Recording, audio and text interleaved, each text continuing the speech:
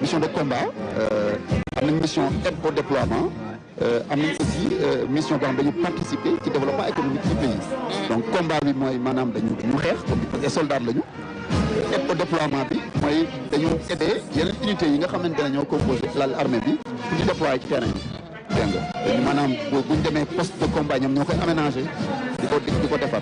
dañuy def déminage et tout ça. voilà mais li am solo surtout mooy li nga xamante ne moo gën a am importance ci li ñu def ci wàllu armée nation mooy vraiment seen contribution ci wàllu armée nation. parce que c'est un acteur vraiment majeur dans ça. léeg-léeg am ay inondation wala yoon yoo xam ne yàqu na ñu def dañ koy defar réhabilité. boo xoolee par exemple dans le cadre du PUDC du programme d'urgence développement communautaire le génie militaire a réalisé 60 forages d'eau potable dans les régions de Tamba ak Kédougou defar nañ ay pistes lu toll 85 kilomètres de pistes entre Xelkom ak Darou Salam ci région de Fatick ba pare aussi defar nañu ay pistes de protection yu bëri ay pistes de production laay wax sax yu bëri ci à hauteur de 35 kilomètres de pistes de production yi nga xam ne ñu koy waaj a defar ko ci Louga boo déggee di wax piste de production nag mooy piste bu nga xamante ne dañu jëlee mbay mi fi mu nekk ci àll bi di ko génne ci biti ay piste la ay yoon la yoo xam ne day permettre li ñu bay ci àll bi di ko génne ci mu gën a gaaw a génn. est-ce que kon tey bu ñu ne dañuy conceptualiser dañuy matérialiser le concept armée nation dañuy faral di gis ñuy faral di jox ay formation di former askan wi si yenn domaines yi si yenn jumtukaay yi lu si mel ni peut-être am na formation yoo xamante ne ni c'est dans la conduite d'engins lourds est-ce que mën nañu wax ne tamit loolu ñoom ñoo ko assuré wala beneen détachement la. dans l'armée am na lu ñuy wax bataillon du train moom mooy former lépp lu nekk ci conducteur. mais ñoom dañu am ay engins lourds ñuy gis ñuy jàll xam nga ay engins lourds waaw exemple rek ci formation yi nga xamante ne dañ koy joxe effectivement ñoom am na ay engins yu lourds lañ parce que pour defar ay taleeg yooyu ay comme génie civil ay engins lourds la ñoom ñoo ko yor. et puis aussi engins yi nga xamante ne ñoom ñooy liggéey ci wàllu inondation yi. dégg nga par exemple ils ont construit 400 mètres de digues de protection à Saint-Louis ci inondation bi. waaw digue de protection ñu def ay bassins de rétention. ils en ont construit 12 à Rufisque dégg nga Diourbel Kaolack Touba dégg nga libéré nañ vraiment ndox yu bari ci inondation yi fële ca Sangal Bambilor tam.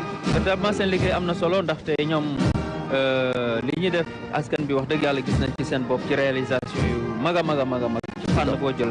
ngir nekkinu askan wi gën a nekk liggéey nekk gën a ñëw. moom kay liggéey bi ci bépp wàllu. ci ay daal wax naa inondation yi dégg nga wax naa. production yi defar piste de production yi waaye itamit aménagement terre agricole. waaw aménagement terre agricole. ñu ngi nekk ci liggéey pour vraiment souveraineté alimentaire.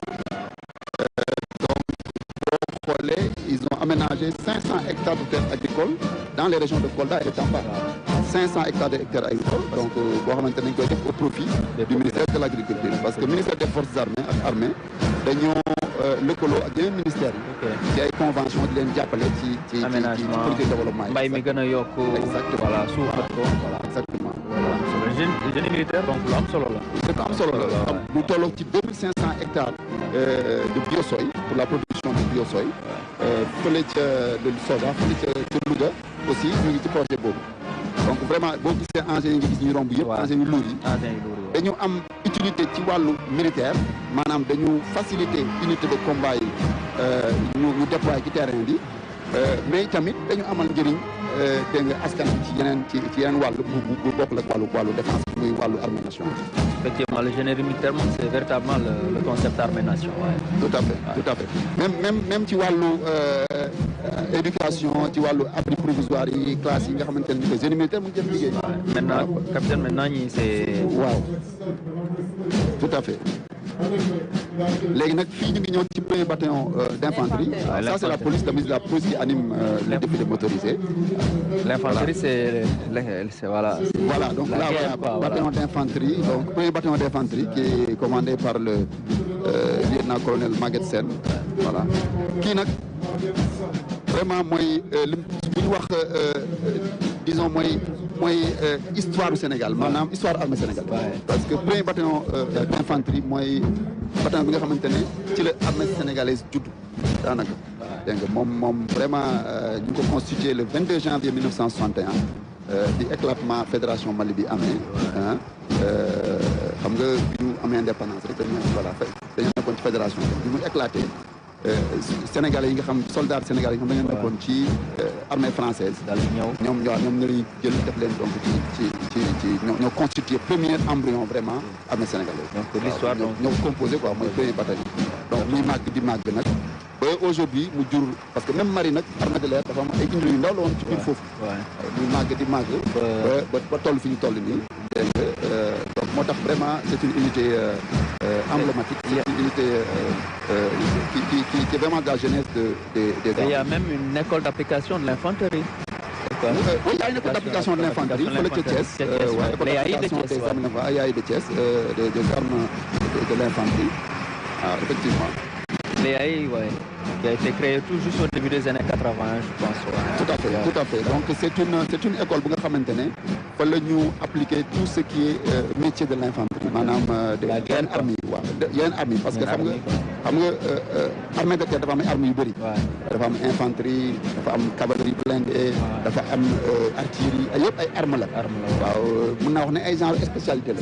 dégg nga léegi nag ñooñu seen formation seen application donc école boobu lañ koy. école bu am solo ah. waaw école bu am solo la am na école yu bëri fi mu toll nii direction yu bëri direction yëpp daanaka am nañ seen école d'application yoo xamante ni dégg nga vraiment dañ leen di former ci spécificité métier bi nga xamante ne ci lañ. bataillon d'instruction yooyu am solo. véritablement il y a les armées sénégalaises. tout à fait ba tey jii nii donc on est en train de voir le premier bataillon d'infanterie qui passe et dañu noté aussi que xam nga bataillon bi dafa gën a motorisé. ci jamono dañ doon ay bataillon yoo xamante ne peut-être y avait moins de véhicules. Maintenant ils sont beaucoup plus motorisés. Instant bi du tolloog 45 véhicules ñooy défilé instant bi. Au total, on a plus de 300 véhicules qui vont défiler. Donc, boo xoolee bataillon premier bataillon bi uniquement, je n'ai pas le nombre exact de véhicules yi nga xam ne ñooy défilé bataillon premier bataillon, mais au total, quand même, il y a plus de 390 véhicules qui passent. Voilà, c'est véritablement. Là, on va bientôt voir donc. C'est combien? 397. Voilà, 300 au total. Ça c'est au total. Donc tous les véhicules 397 au total. Voilà qui défilent. 397. Et pour le personnel 6096 voilà. Au total, ouais, celle qui est impliquée dans le défilé, c'est 6096. Dañ ci boole nag gendarmerie, tout le monde. Donc c'est bon d'avoir ces chiffres, le personnel. Donc pour la gendarmerie, voilà. Tout à fait. Je ne sais pas si on peut voilà lire ça, mais bon. Oui, allez-y. Pour la gendarmerie, donc pour le personnel 1249 adamants, pour les véhicules 60, les quads 13, les engins blindés 33, les motos 105, motomarines 5, drones 10, chevaux 83, embarcation 2. Voilà. C'est ça. Voilà, c'est nañu léegi nag les forces spéciales. les détachement force spéciale ñoom la ñu seen noonu léegi ñuy waaj a ñëw. waaw terre mer air. voilà ñu ngi nii voilà. non kii force spéciale. force spéciale la rek. kii moom force spéciale lañ leen di c'est disons le détachement motorisé. des forces spéciales. ça c'est les forces spéciales ah. waaw force spéciale. ñoom nag moom c'est waaw seen mbir daal muy noonu. moo ngi c'est la crème quoi. muy noonu donc voilà ñoo yor vraiment mission yi complexe. super entraîné. voilà am na ci composante terre dinañ la gis léegi ñu défilé à pied mais là dañu nekk ci version motorisée di défilé nii soo gisee camouflage bi ñu défilé parce que c'est des forces yoo xamante ne aussi dafa am beaucoup de discrétion autour beaucoup de sécurité dégg nga donc li lépp lu ñuy def dañu camouflé boo xoolee seen membres yi dañu leen exposé en public tout ça parce que mission yi ñu def mooy mission yu sensible mission yu vraiment complexe mu laaj physiquement nga taxaw waaye daf laaj aussi même ci sa mental nga doon koo xamante ne pour taxaw nga daal vraiment et puis ñoom tamit dañoo am équipement de dernière génération yoo xamante way équipement moderne yoo ay drone ay équipement moderne yoo xam ne vraiment da leen di permettre ñu def seen liggéey fu ñu bëgg a yegg ñu yegg fa def seen liggéey en facilité en profondeur ak jumtukaay xarala yu bees yi véritablement les forces spéciales véritablement unité d'élite véritablement de l'armée sénégalaise part qui auront essentiel sur le terrain d'opération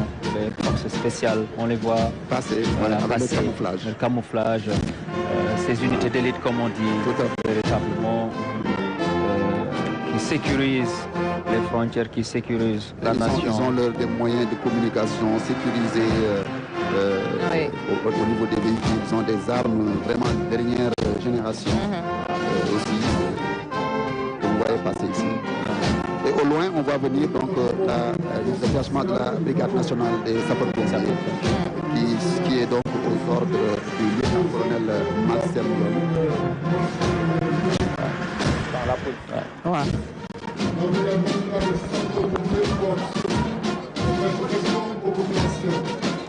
Donc la brigade vraiment, elle joue un rôle important, comme vous le savez, la brigade nationale des sapeurs-pompiers, qui porte vraiment secours aux populations dans le cadre des périls, des accidents.